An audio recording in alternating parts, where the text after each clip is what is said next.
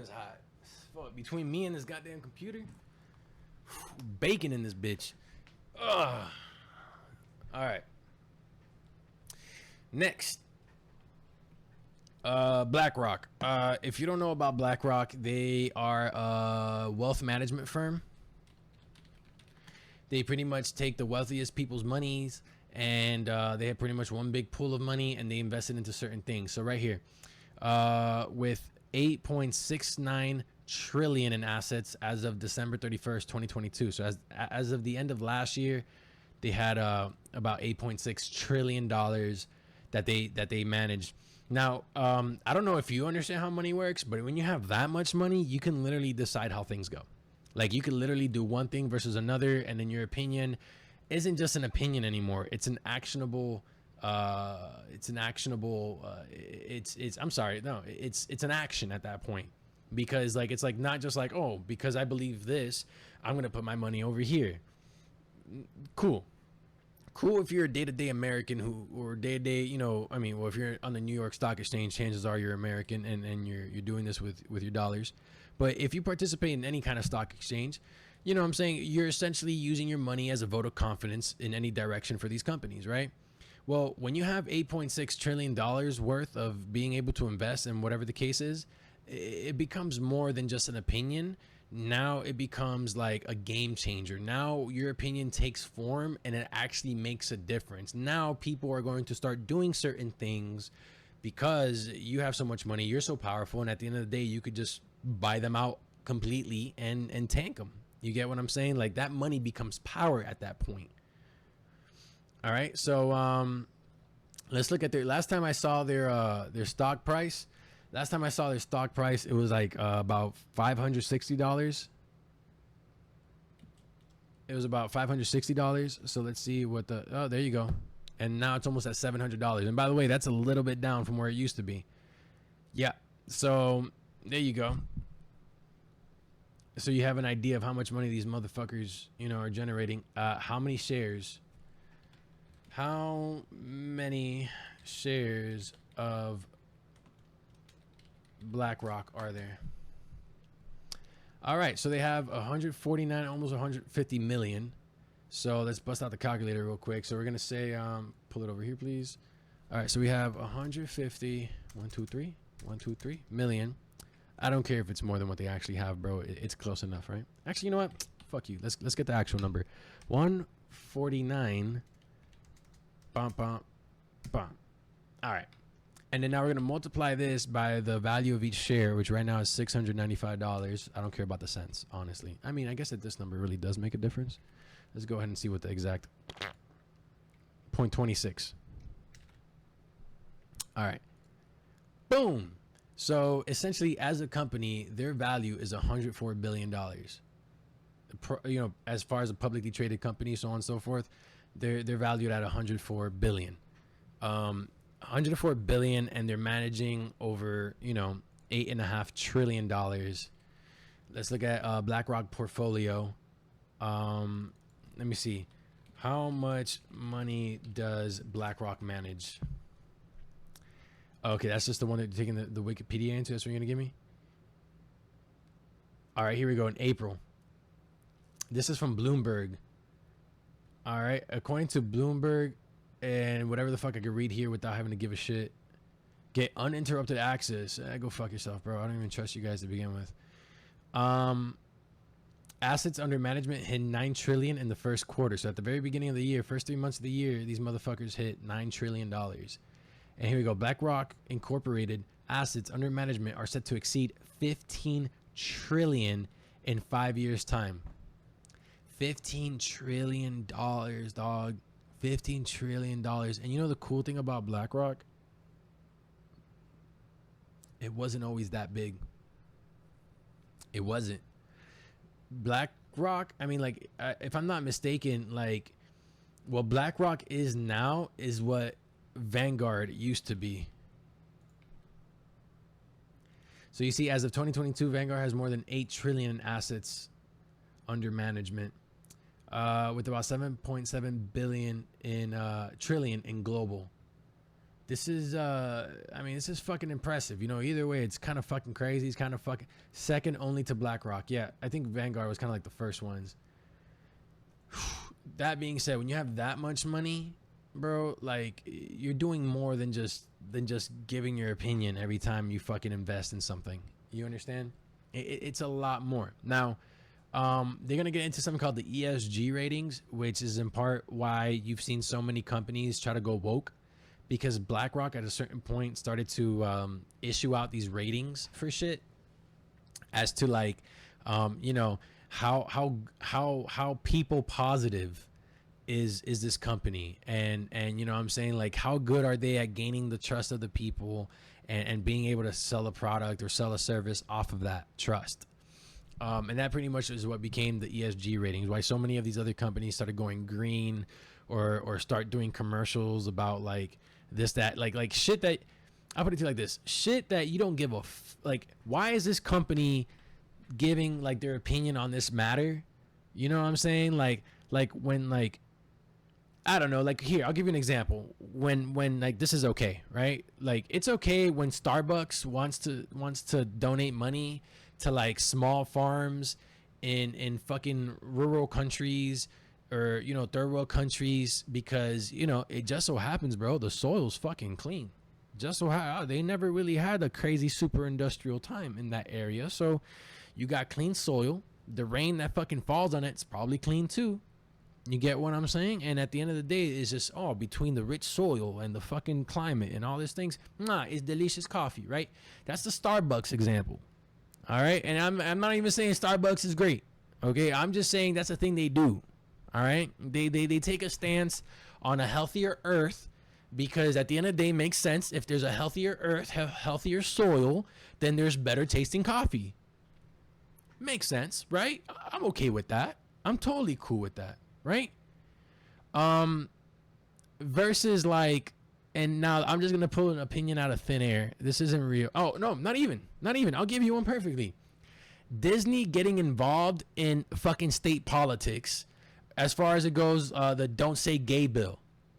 Like, bro, you're an amusement park. Bro. Like you.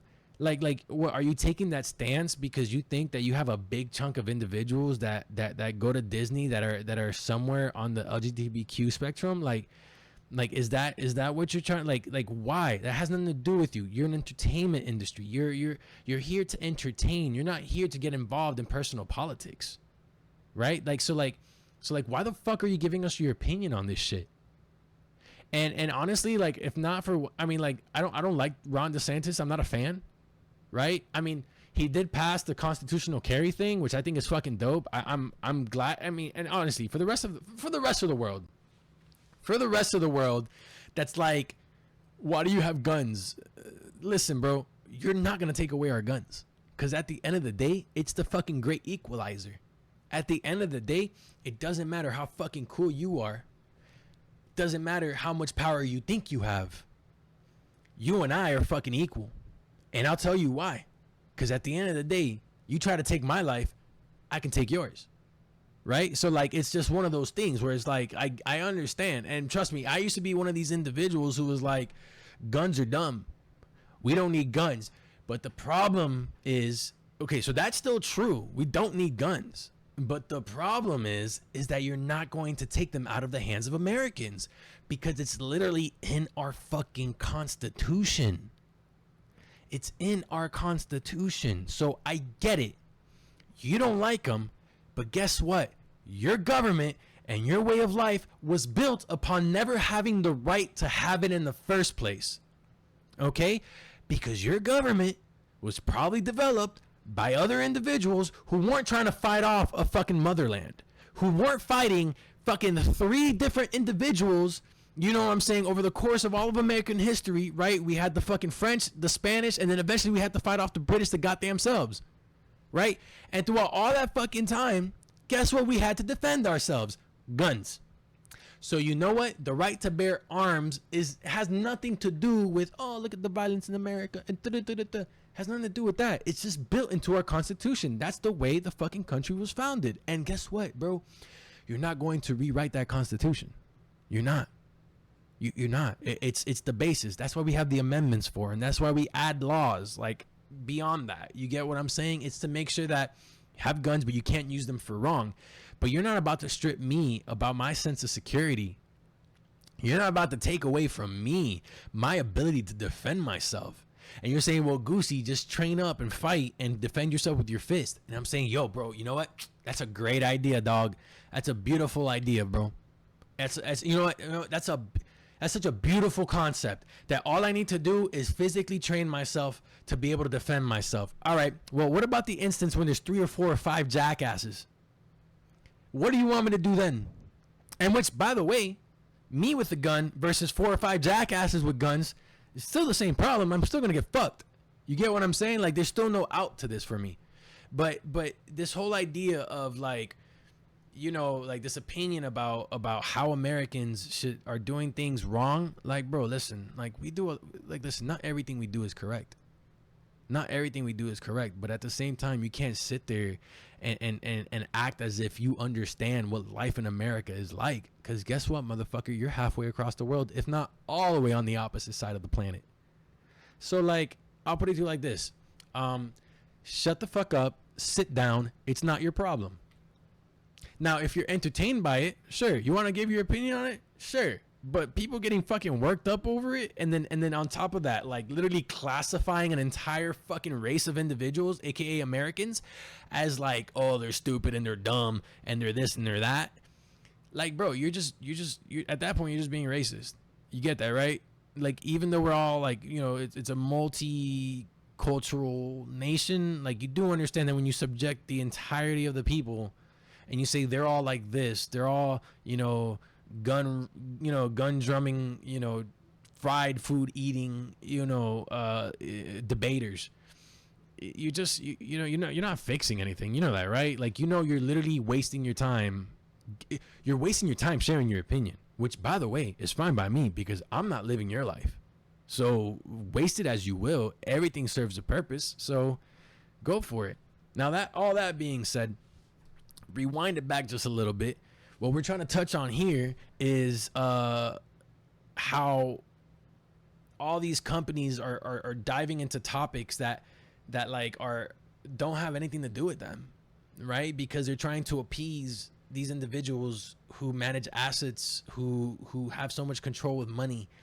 And this is what I'm talking about. When you have too much money, it's not money anymore. It's power. And understand that, like, knowledge is power, but power is not knowledge. All right. That's absolutely true. All right. Knowledge is power. 100%, ladies and gentlemen. But if you have enough money, you can make people do shit.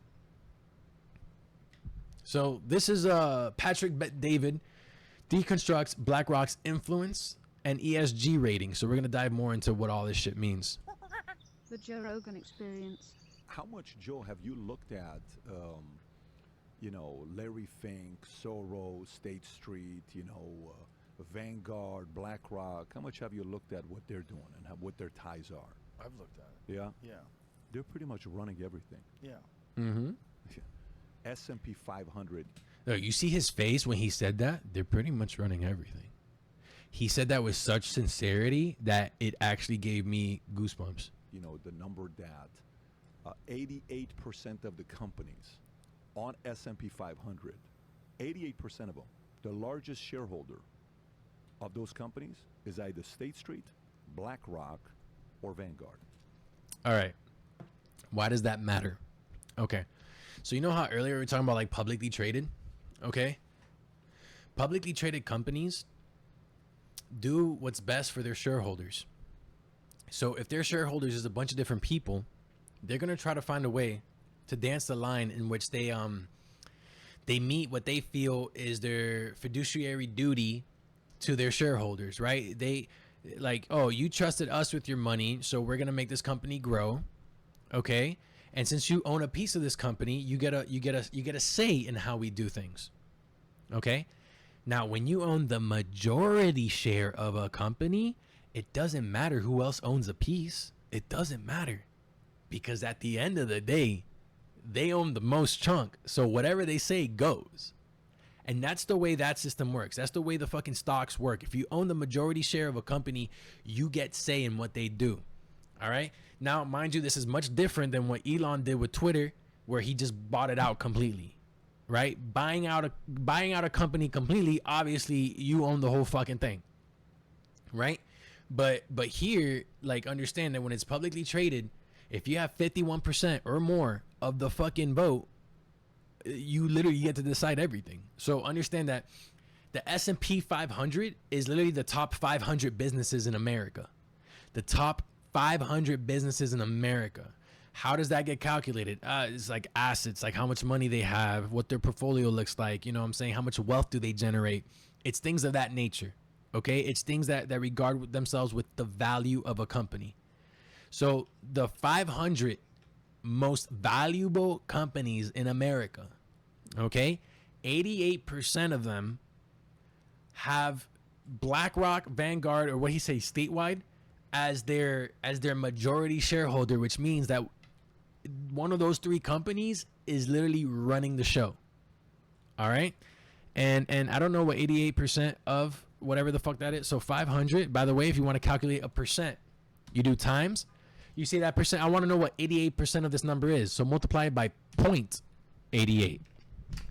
And then let's see what that number is. 440 companies. 440 of the most valuable companies in the United States are being ran by these fucking asset management funds. One of the three. Pick your poison. Either way, I don't think that's a good thing. 88% of them. That's crazy. And then you see their influence in defense contracts. Okay, so we went through a deal. I'm like, let me see if these guys, this ESG, Larry Fink, Vanguard, State Street, if they have any influence on military contract, defense contracts. Ooh, that's a big one. If you Google the largest shareholder for Raytheon, The fuck 3 is out of the 4 top shareholders of Raytheon: BlackRock, State Street, and Vanguard. Raytheon? What is Raytheon? Raytheon. That doesn't even sound like a real company, bro. No, okay. You see, it gives me a fucking WoW character. Go figure. What the fuck is Raytheon? Raytheon? Maybe with the Raytheon? Right there. Boom. Raytheon Technologies. World's biggest. Okay, so these guys are let me see. Accept recommended? No. Accept necessary cookies only. Okay, so these pretty much are the guys who are engineering all the crazy shit that goes into like defense systems, going into space, and flying planes. Probably why Boeing has a problem or does issue cease and desist letters every time there's some bullshit about aliens. All right, let's keep going. It could be top 3 with Raytheon, but I think it's 3 out of 4. If you go look up General Dynamics, if you go look up Boeing, if you go look up, Northrop Grumman, okay? And then you work backwards and you say, okay, how much money is that in what these guys are doing? You'll find our, the amount of money we spent in our military, $744 billion. God. On how much we're making from defense, but you'll see some numbers saying that's ridiculous. 13% of our GDP, which is around $850 billion. Jesus. That's more. 14%. 14%. You know what that is? Okay, here. For those of you who don't understand GDP, gross domestic product is essentially how much money is generated, right? And then when you measure it on a nation scale, on a national scale, you're talking about, or as a country, right? As a country, America, right? Of all the money we make, of all the money we generate, mind you, these are the lawyers who generate millions. These are the big companies, the fucking pharmaceuticals, fucking arms manufacturers. But then you're also talking about, Jimmy and John who work their fucking 9-to-5s. You're talking about the mom and pop shops, the middle class. You're talking about doctors. You're talking, I already said lawyers, but you're also talking about doctors. You're talking about engineers. You're talking about scientists. You're talking about everyone together. All the money we generate, 14% of that is going towards our military. That's a lot of money. That's a lot of money. 10 combined.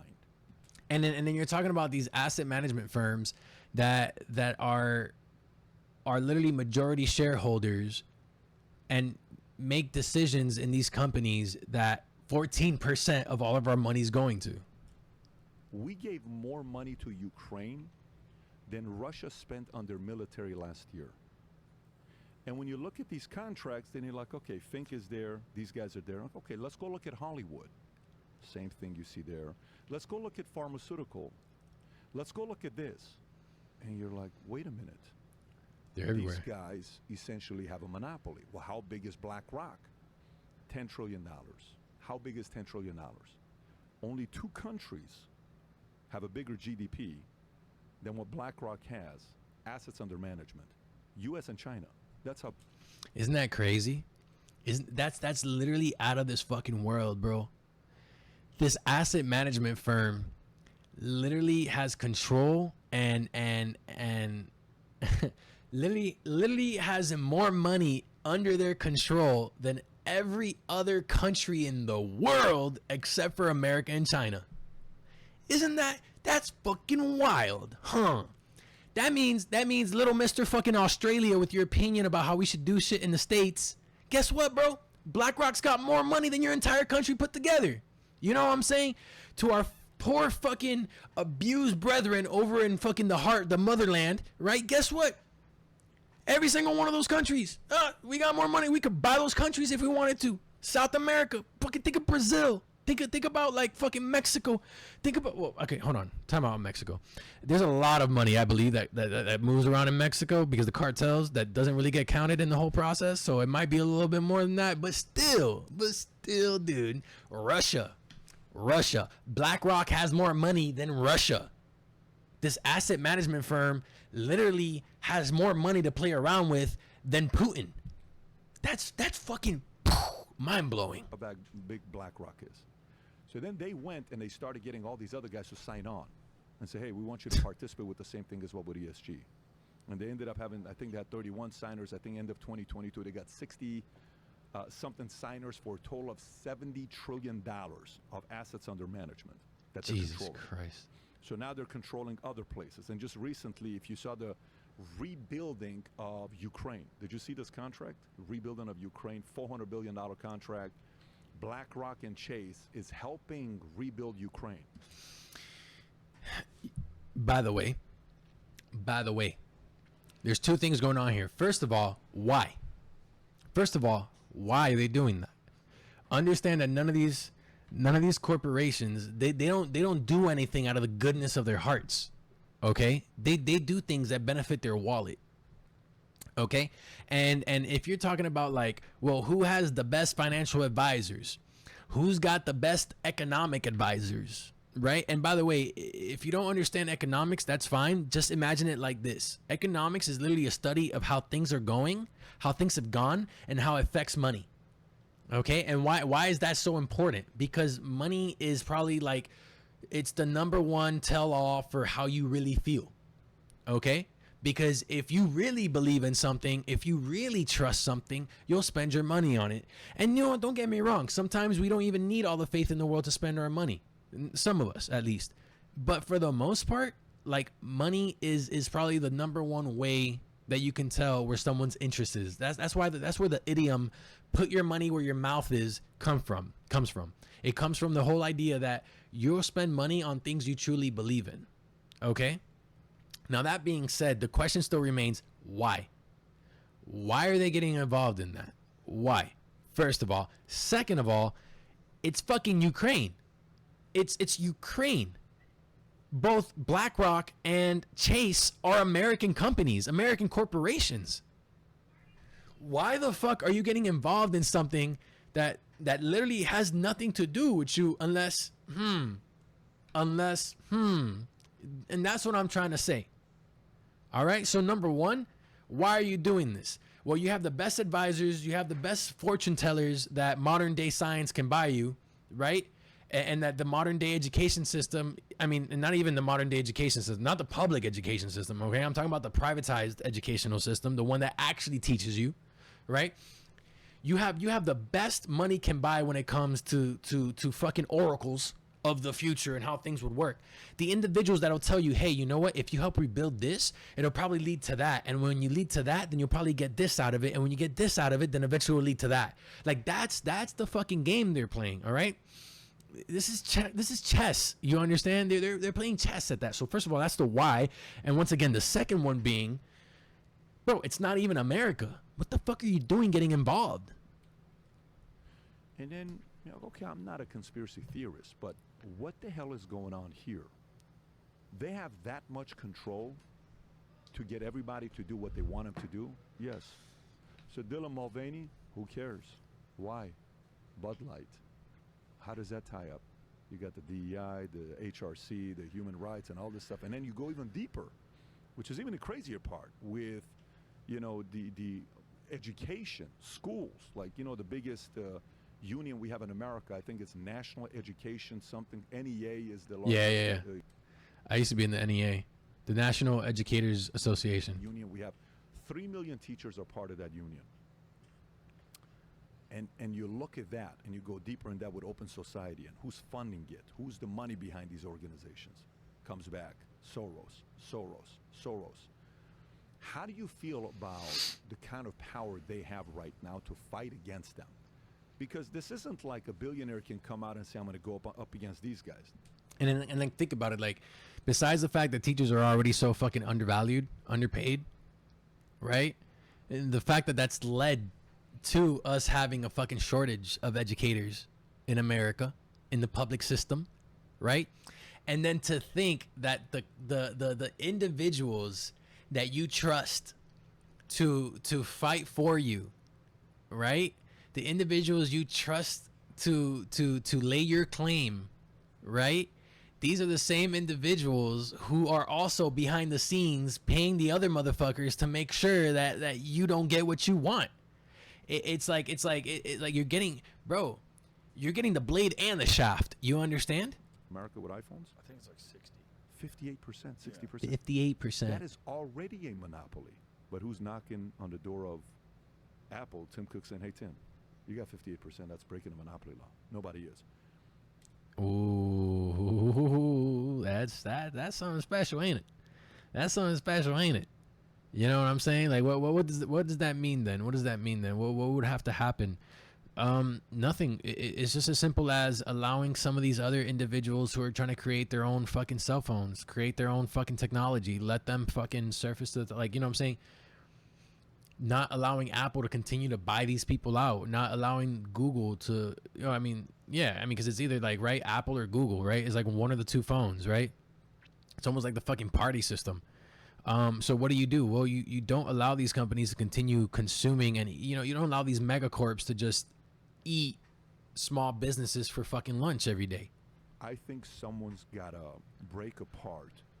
In 1993, I don't know which senator it was, these guys that were trying to get the defense contractors to be better at the pricing, what they were charging, because they were overcharging DOD, and DOD people don't know what the hell is going on. They're like, yeah, okay. How much? $68 million do it. $1.2 billion do it. I'm not going to over-negotiate the money. They took 51 defense companies, and they brought it down to only 5. It's only 5 companies right now when you want to buy anything. That's not good. That's not good at all, because I'll tell you right there, that stifles innovation, and that also breeds a culture of, like, too big to fail. And I think too big to fail is it's a shitty situation. It's a shitty situation when you allow companies to grow so big that they're literally entangled into the very lives of the people. You get what I'm saying? Entangled so much so that now if you allow them to go bankrupt, you would essentially be ruining the lives of the majority of your citizens.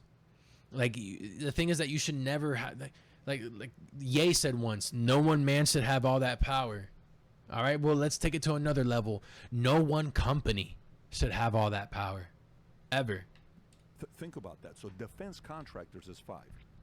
We know how these guys make money. Earlier, I was asking you a question, why do you think vaccine? And you're like, Pat, that's how they make their money, right? I mean, if you and I run a hotel, rooms are empty, we're not making money. We need people to stay in the rooms. If you and I are running a hospital, we need people on the beds to make money. Yeah.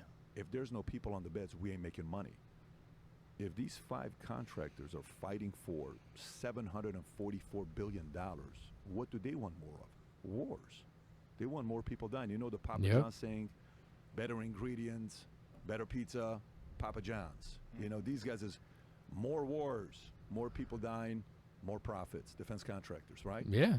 That's a valid concern that I have. Because behind closed doors, this whole military industrial complex, when you look at the numbers, whoever becomes the president, unfortunately, this guy's an anti-establishment president. Good. Unfortunately, if you're an anti-establishment president, everyone's going to come after you, especially these military defense contractors.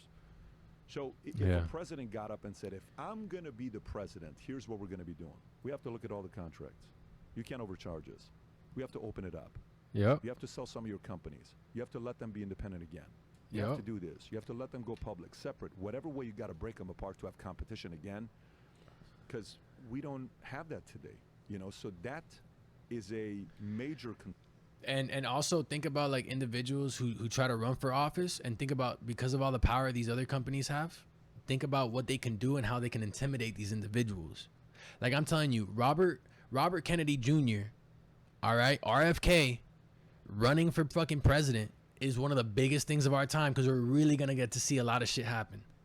And I'm praying and I'm really hoping that nothing bad happens to this guy on his way. concern where we say we have a commander-in-chief, but really the commander-in-chief is Larry Fink today. The guy running BlackRock is really the president of the United States. Can you imagine that? If we look at the kind of influence he's got in every industry, Joe. And he's like, well, you know, I kind of feel bad. I'm ashamed that all the weaponization, the word, you know, ESG is being used and all this other stuff. And Elon tweeted about the ESG. I don't know if you remember when Elon tweeted about ESG, saying the S in ESG is satanic. Right? So this is a part where even a Charlie Munger, who is Warren Buffett's partner, says, look, I love Larry Fink, but I'm not interested in having an emperor. Some words like that he said about Larry Fink. So this motive, and by the way, Larry Fink is an interesting guy because he majored in college political science. His aspirations was politics. He accidentally got into money, and he learned to trade, and then he lost $100 million at 36 years old, I think, and then he teams up with Schwartzman, and they start this company, and after a couple years, they got $5 billion under management, $8 billion, and $32 billion, and then they have a difference because, you know, he wants to give equity, and Jamie's, you know, Schwartzman's like, no, and then they separate. But influence of politics, you get into business, you're a billionaire, it's you, Soros. So I'm extremely concerned about what these guys are up to. I mean, with good reason, right? Like you think about it, bro. Like you're talking about an individual who studied the system, studied how the system works, because he had aspirations to be a part of the system, and maybe even make the world a better place. But then shortly before, you know, that got to come to fruition, they see, oh my gosh, you mean to tell me that if I stop giving a fuck about the people, you mean to tell me if I hold on. If I stop fucking fighting on behalf of everyone else, right? And I start looking after number one, then you mean to tell me I could have billions? Billions? Oh, who the fuck would want to serve? Who the fuck wants to be a politician? And also, this is also a little note to those who enter politics and from their track records are obviously more businessmen than they are politicians. They're bad for the system. They're bad for the system. They're bad for the system because they're playing into the hands of these companies and these corporations. We need individuals who are okay working for government and not making top dollar. Okay? And what do I mean by that? I mean that, like, if you make enough to be considered like upper middle class, or you get made enough to consider like lower upper class, then bro. And I don't even know what lower upper class is. Let's look at the class by income. Where do I fall in the American economic system? All right, this is from US News. Nah, bro, I don't want to allow ads. Get the fuck out of here. Middle class. Oh no, you're just telling me about the middle class. All right. Economic classes.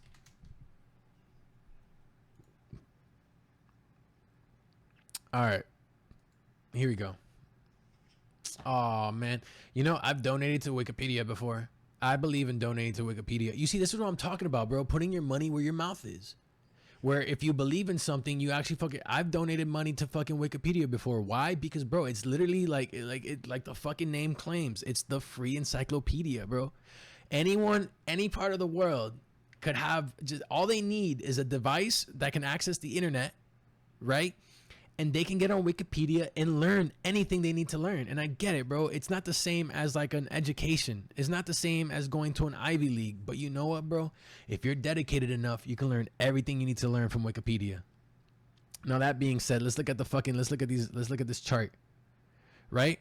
Lower class is the part-time and unemployed. Talking about making $7,000 a year. Not that much. All right. The working class. All right. These are the people who make, you know, fucking, these are the 9-to-5s, as well as the professional and support sales, the lower middle class. These are also 9-to-5s, right?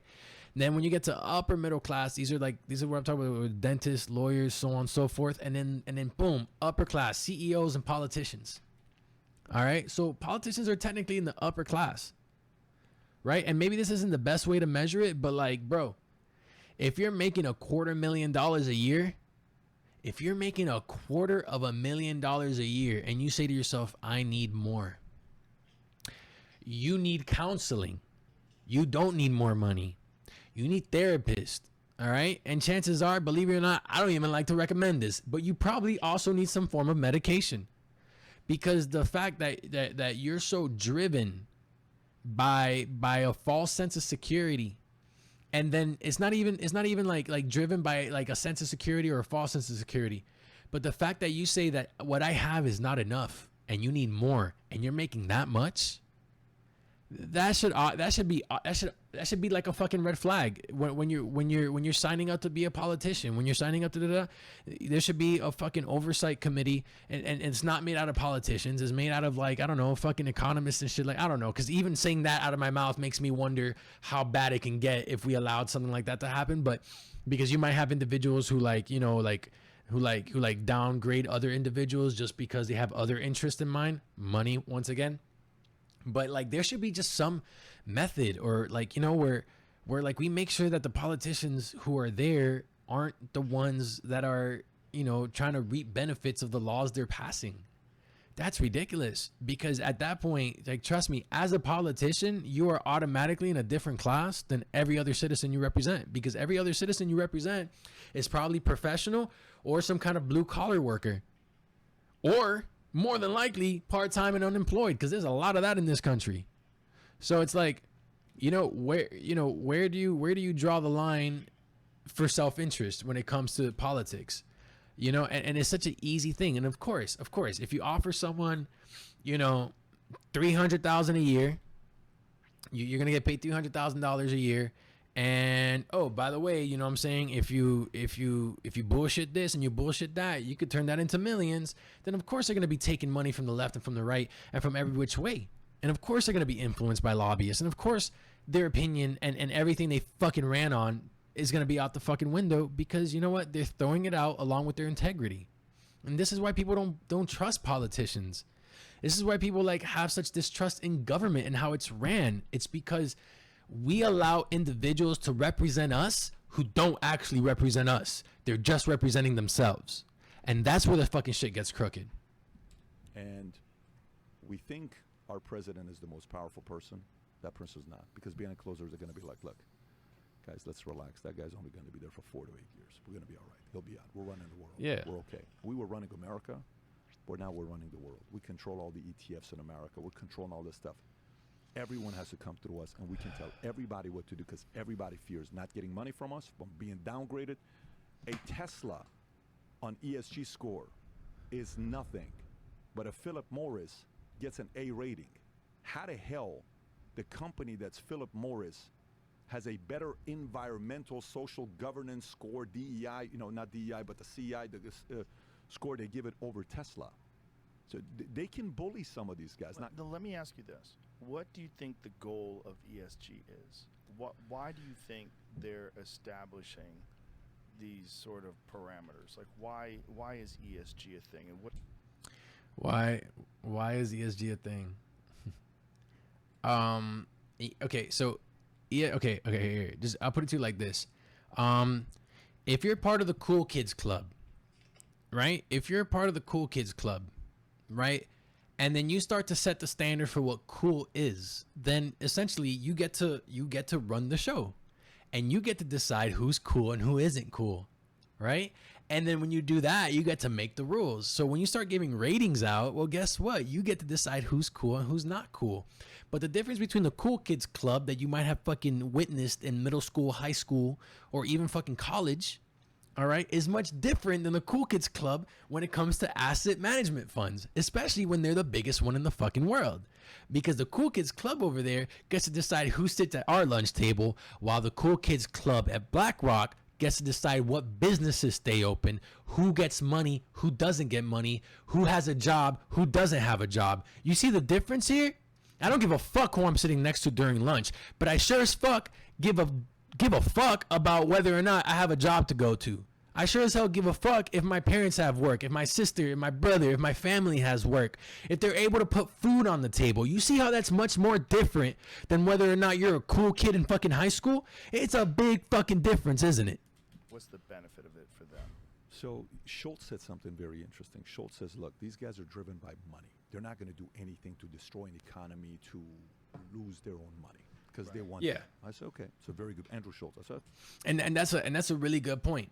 You know, if there's one thing you can at least rely on is that they're always going to make the money move, right? They're not going to do anything that hurts their bottom line.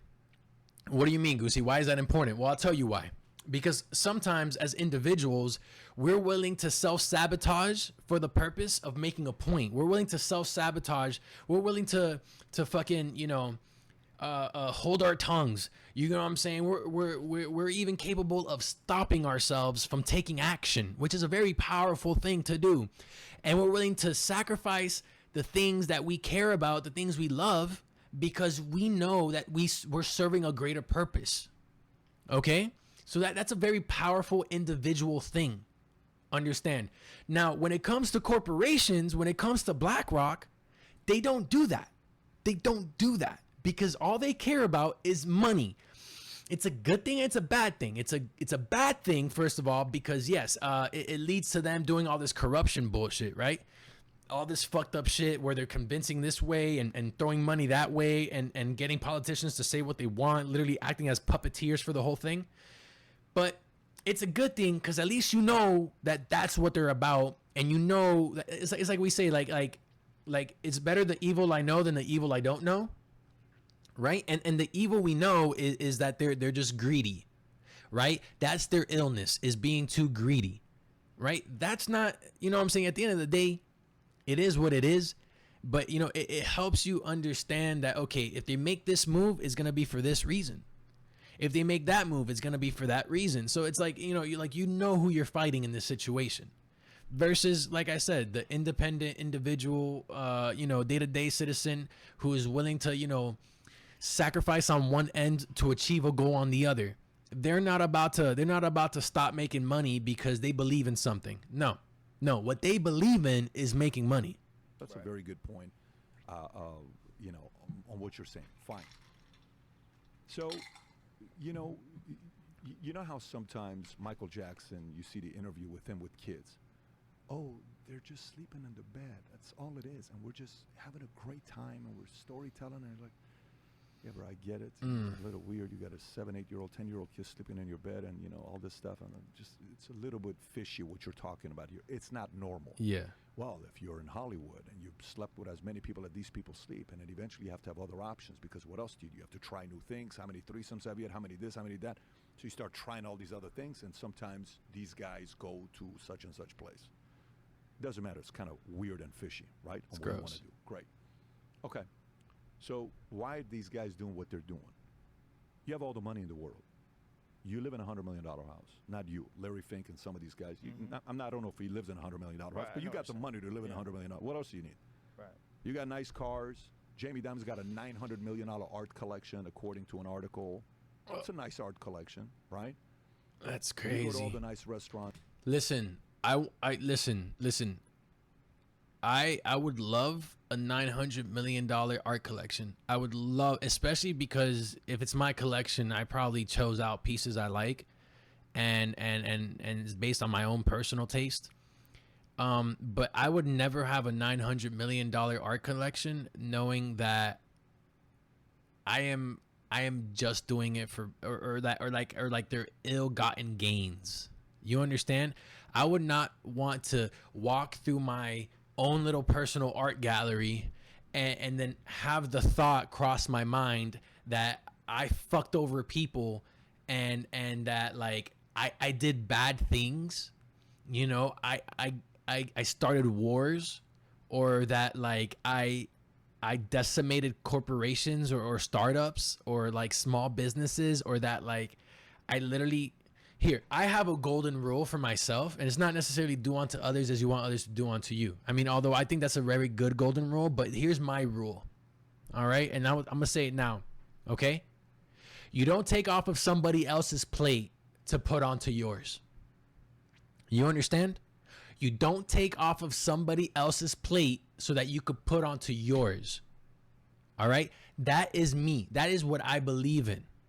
I believe it is wrong to disparage and to ruin people's lives just because you want to make your life better. There is no need. There is no need to step outside of your own reality and enter and ruin somebody else's just to make your situation a little more cozier. You understand? There is no need for that, because you can do that with earnest, hard work. All right. You can improve your life with good, hard work. All right. And I get it. We live in a day and age where it seems like it isn't true. It seems like it's the smartest, meanest motherfucker who gets away with everything. Bro, it's not. It's not like that. And if you start believing into that, listen, belief cure, belief kill. All right. And what does that little idiom mean? That means that, well, if you think it's going on and if you think it's going to hurt you, well, then eventually it's going to get to you. All right. But if you think there's nothing wrong with it, well, then guess what? It's probably not going to affect you. Right. And I know that's a little bit fantastical with that. But understand that like at the end of the day, you don't, like I said, you don't need to ruin other people's lives to make your life better. You know, so stop believing that you can't get to where you want to go with hard work. Chances are, and I understand this might come off as a hot take for some of you, but understand that if you're not where you want to be in life and you think you're working hard, the only solution is for you to work harder. Okay? I've seen people work hard their entire lives and feel like they don't have anything. Why? Because once they get off the clock and they get home, then they relax and they chill out and they fucking woo-saw and, oh, I need to get over all the craziness from the fucking day, so I need to guess what, bro? The motherfuckers who make it, the motherfuckers who you look at and you're like, damn, dog, I wish I had their life. Well, guess what, dude? You're not putting the same amount of work they put in. You're not. Because guess what would happen if you did? You'd be there. So understand, this isn't just I'm working hard. No, work harder because they're busting their ass, and you think you're gonna get away with it because you're working the same job every single fucking day. I believe in upwards mobility within a company. Oh, well, guess what, bro? You're only ever gonna make as much as they're gonna give you. And if you don't like the work, well, then guess what, dude? The idea, look, let me tell you, anyone trying to change their career is simple. You work your 9 to 5, and then when you get out of work, you drive your ass home through traffic. Let's say it's an hour or two. You're at home and it's 6 o'clock at night, 7 o'clock at night. And then you know what you have to do? While you're cooking dinner, while whatever, you need to start working on that other thing. And listen, I'm not saying you can't have free time. I'm not saying that you can't have time to chill, but understand the amount of time that you divert and that you dedicate towards relaxing is the same amount of time that somebody else is applying to get themselves the fuck out of that situation. So if you're not where you want to be in life, simple answer, work harder. I'm not saying go to work and work harder there.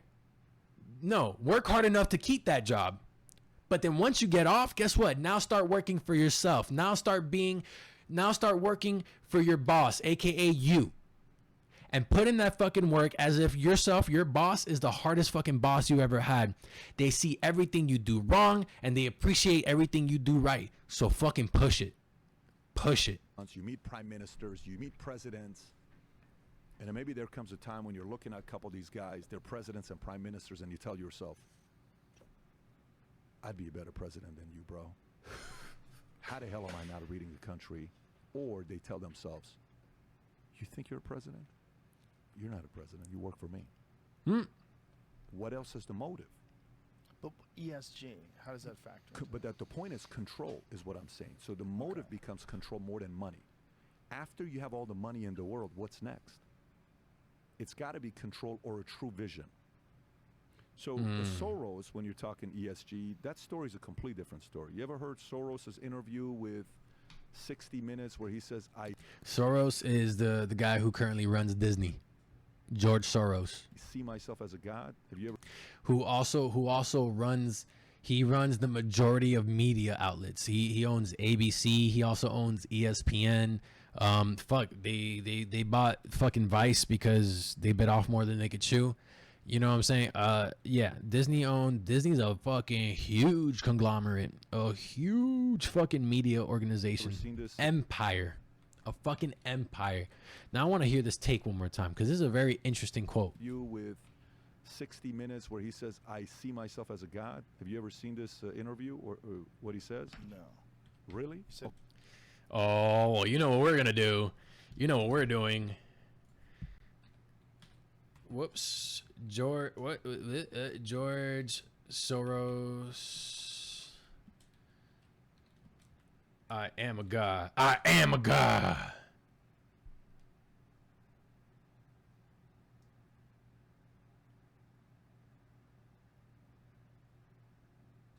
Wait, is it Soros? Wait, who owns? Wait, hold on. Did I get the name wrong? Who owns Disney? Oh, Bob Iger. Whoops, my bad. Huh, I threw that out. That was wrong. I was wrong. My bad. Not George Soros.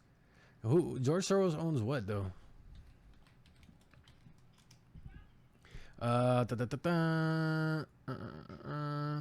Hungarian philanthropist or whatever, philanthropist, sure. Okay, this guy just owns okay, this guy just manages wealth. All right, that's what this guy does.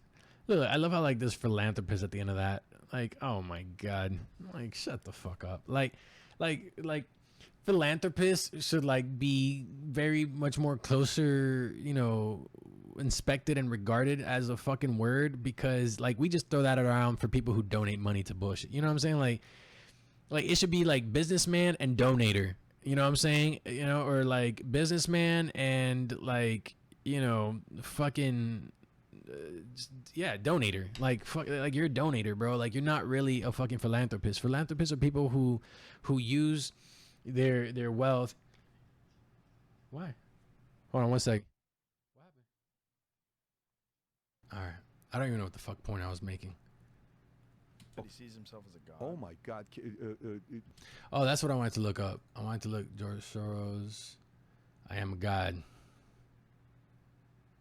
Let's see if they pull it up on their own. Jamie, do you mind pulling up the quote? I think it's if you type in LA Times Soros God. If you type in LA Times Soros God, when you hear what he says, it's like the second to the last paragraph all the way to the bottom. The guy asks a question, about who he views himself as. I want to quote it properly, exactly what he says in this interview. Is there a video of him saying Yeah, 60 minutes. There's a video as well. So if you go all the way to the bottom, go a little bit higher, on the quote. No, go a little higher. I think it's a little higher. Keep going higher. Sort of a keep going higher. Values. A little higher. There's a part where he says, keep bro, going. What year is fucking this control article? F. It's an old article. It's supposed to be 2004. That's the one. This is the one. Okay, right there. It seems that Soros believes he was anointed by God. I fancied myself as some kind of a god. if truth be known, I carried some rather potent Messianic fantasies with me from childhood, which I felt I had to control, otherwise they might get me in trouble. And then on the What the fuck? That is probably like one of the craziest fucking things. Like, what? You fancied yourself as some kind of god? I fancied myself as some kind of god. Like, who the fuck? Like delusions of grandeur, bro. Like, this is what it looks like. And you're talking about this guy fucking runs asset funds and like money firms that are capable of literally affecting your day to day. You know what I'm saying? Like, don't get me wrong. Like, if you wrote a movie about this shit and you made it fantasy characters, like these guys would probably be like the god, like I would imagine this like in God of War, that like, you know, the public is Kratos, and then like fucking Soros and like all these other dickheads, like they're just gods that you got to take down in the game. You know what I'm saying? But it's crazy because it's like, bro, like, yeah, you're making yourself much more powerful than every other individual around you. I mean, I could understand how you'd have some kind of delusion coming from that and stemming from that. But bro, like, these are the guys that like we allow to continue to do this shit. Like, where do you draw the line? Like that to me makes no sense. The next line, when asked by Britain's independent newspaper to elaborate on the passage, Soros says, "It is sort of a disease when you consider yourself some kind of a god, the creator of everything, but I feel comfortable about it now since I began to live it out." Whoa. Live what out? Acting like a god? You're fucking weird, dude. You're fried, bro. You're fried, dude. Like, you know what? This is like, there's some kind of shit that like I would expect someone to say while they're like high off their ass. You get what I'm saying? And like, not even like smoking weed. I'm talking about like on some straight up crank shit, on some fucking H. You know what I'm saying? Like inject into their veins. I am God. You know what I'm saying? Just tweak the fuck out of their minds. Not someone who, first of all, is of somewhat sound mind, but then also like, I don't know, runs like one of the biggest hedge funds. That's fucking, that's scary.